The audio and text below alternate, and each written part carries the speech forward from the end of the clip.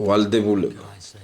როგორ ჟღერს არა როგორც მძიმე ტვირთი რომლის ზიდვას ჩენ არ გინდოდა უბრალოდ აღკიდეს სანამ ხერხემას არ გაგიმრუდეს მანამ ვერ მიხვდები რომ ეს ის ტვირთი არაა რომელიც ჩენ გეკუთვნის არავინ შეგეკითხა როცა გადმოგცეს თანახმა იყავი თუ არა მაგ ტვირთზე შენ და დაუკითხავად მოხდა ყველაფერი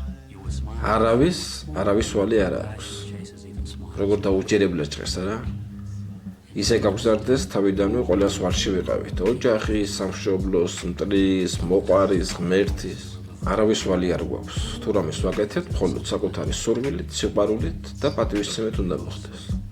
ნახეთ რამხელა განსხვავება ვალდებულებით და თავისუფლებაში გაზრდაში გაუცნობიერებენ მშობელს ეშინია სიბერეში არ მიატო წყალის მომტანი ხომ იცოდა